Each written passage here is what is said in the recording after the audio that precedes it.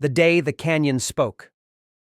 The sun was just breaking over the mesas, spilling gold and crimson light across the sandstone walls. The canyon floor still held the cool breath of night, carrying with it the scent of sagebrush. Ashki Yazi, a young Navajo scout, crouched low, listening, not just to the wind, but to what it carried. Every whisper in that canyon had meaning. The Navajo people had lived here for centuries, and the land spoke to those who knew how to listen. The wind against the cliff told of rain far to the west. The sudden silence of birds warned of something moving in the brush. The canyon holds the memory of our people. Hear it and you will never be lost, Ashki's grandfather said wisely. That day, the silence was different. It wasn't just nature. It was a warning. Through the canyon's natural acoustics, Ashki heard faint voices. Strangers speaking a language he didn't know. He ran to the high ledge, scanning the horizon. In the distance, a group of white soldiers on horseback made their way toward the Navajo settlement. Ashki didn't hesitate. He slipped through the winding rock paths that only his people knew, faster than any horse could ride. By the time the soldiers reached the canyon mouth, the village was gone, families already hidden deep in the red labyrinth. When the soldiers turned back in frustration, the wind rose again, this time singing through the cliffs. To Ashki, it felt like the canyon itself was laughing. His people were safe, not because they fought that day, but because they listened.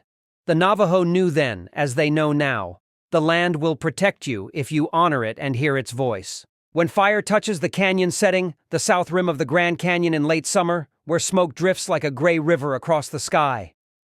The Grand Canyon has stood for millions of years, carved by wind, water, and time itself. But in the dry months, when the desert heat presses down and the winds sweep across the plateau, another force threatens it: wildfire. When flames reach the rim, the air fills with the smell of burning pine. Ancient junipers crackle, their twisted limbs bursting into sparks. Smoke pours into the canyon, rolling over its cliffs and spilling into the deep, shadowed valleys below. The view that once stretched for miles becomes a ghostly blur. Wildlife feels it first. Mule deer slip quietly into the draws, birds flee high above the haze, and the silence is broken only by the roar of the fire and the groan of falling trees. Even the mighty Colorado River, far below, reflects the orange glow like a vein of molten copper. Though fire can scar the land, it also has a strange kind of power. It clears away the dead wood, opens the soil for new life, and in time, green will return to the blackened earth. But in the moment, when the wind is high and the flames are hungry, the Grand Canyon becomes a place where beauty and danger breathe the same air. The Grand Canyon, 1 year after the wildfire, under a clear blue morning sky. The black scars still line the rim, a memory etched into the stone. But now, the air smells of rain, not smoke. Where the fire once raged, small shoots of green push through the ash. Ponderosa seedlings stand like tiny sentinels, their needles catching the sunlight. Wildflowers bloom in the cracks, painting the ground with color where there was once only black. Elk graze in the open meadows, no longer shadowed by thick trees. Hawks return to their nests along the cliffs. The silence that followed the fire is gone, replaced by the rustle of life. The Grand Canyon has always been shaped by forces of destruction and renewal. Wind, water, fire, each leaves its mark, and each makes way for the next chapter. Here, the fire's story is over. The canyon is breathing again, and in the cool light of dawn, it feels timeless once more. The Battle of the Red Hills. The heat shimmered above the red earth, and the air was dry enough to crack your lips in minutes. Chief To Aunauzini stood on a rise, his eyes scanning the horizon. Dust clouds rose in the distance, U.S. soldiers on horseback, moving fast. They had raided nearby camps for weeks, taking livestock and burning homes. Today the Navajo would not run. The chief knew every bend, ridge, and shadow in these hills. He had fought here before, and the land was as much a warrior as the men who stood beside him. The Red Hills formed a natural maze, with narrow passages perfect for ambush. When the soldiers entered the canyon mouth, the world seemed to hold its breath. Hidden among the rocks, Navajo warriors waited, bows strung, rifles ready. At the chief's silent signal, the cliffs erupted with the crack of gunfire and the whistle of arrows. Horses panicked, soldiers shouted, and dust swallowed the sun. For hours, the fight surged through the canyons, men moving like shadows, striking and vanishing. By late afternoon, the enemy retreated, leaving the red hills littered with broken gear and silence. Not a single Navajo life was lost. The air was thick with the smell of roasting mutton and sage smoke. Children laughed, women sang, and warriors spoke of the day's victory, their voices swelling with pride. But Chief To'Aunau sat apart, sharpening a worn knife, his eyes fixed on the darkness beyond the fire. He knew victories like this were rare. The U.S. soldiers would not forget their defeat. They would return in greater numbers, with more guns, more supplies. The fight for the Red Hills was only the first wave. They rode silently through the winding canyon trails, stopping only to bury caches of food and water in hidden places. Every turn of the trail revealed another red wall, another shadowed ledge where lookouts could watch unseen. By midday, they reached a secret valley, a place known only to the elders, where a spring bubbled from the rock and grass grew thick year-round. Here, the people could survive if war dragged on. The hills will fight with us, but only if we prepare. The next battle will not be a choice.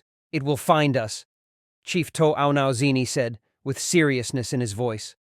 The drums of the Red Hills had gone silent, but the war song had only just begun. My name is Ashki Dine, chief of a small Navajo band near the Red Cliffs of Chinle. I had 5 in my family, my wife, 2 sons, and a daughter, along with my aging mother.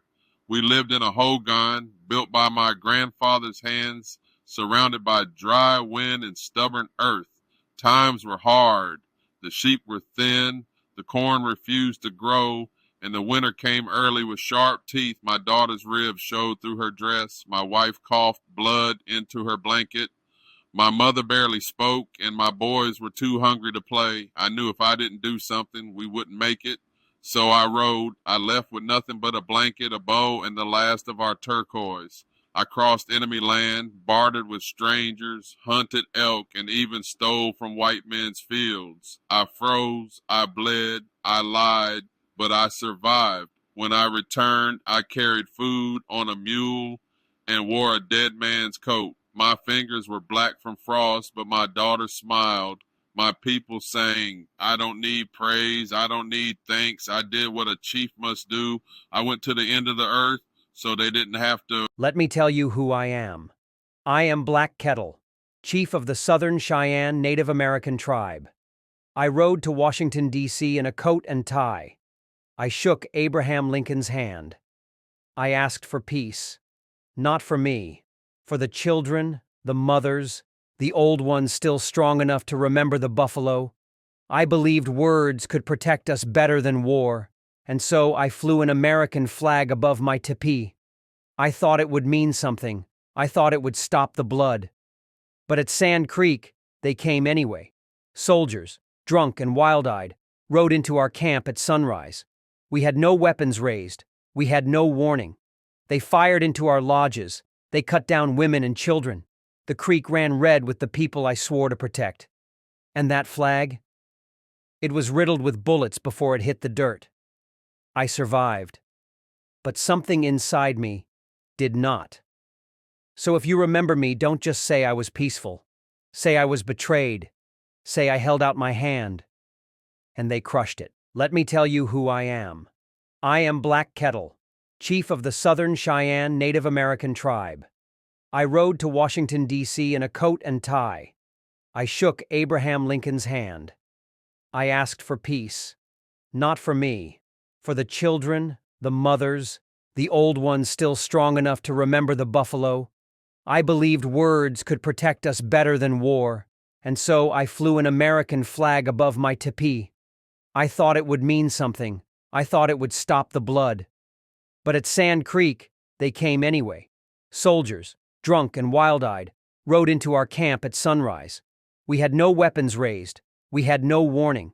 They fired into our lodges. They cut down women and children. The creek ran red with the people I swore to protect. And that flag? It was riddled with bullets before it hit the dirt. I survived. But something inside me did not. So if you remember me, don't just say I was peaceful. Say I was betrayed. Say I held out my hand. And they crushed it. I am Washakie of the Shoshone. I spent half my life at war, riding fast, striking hard, burying too many brothers, but I'll be remembered for what I signed, not what I killed. When the white men came, I didn't trust their papers. I trusted the land, and I knew the only way my people would survive was to choose peace before it was forced on us. So I told them, give us Wind River, or there is no deal. They blinked. Then they agreed. That treaty saved us. I gave up the fight, so my grandchildren wouldn't have to. I don't carry shame for that. I carry scars from both war and wisdom, and I'd rather be a chief with living people than a legend standing on bones. Jean Lafitte was no ordinary pirate. In the early 1800s, he ruled the waters around New Orleans, running a smuggling empire from the bayous and swamps. He was clever, bold, and unpredictable.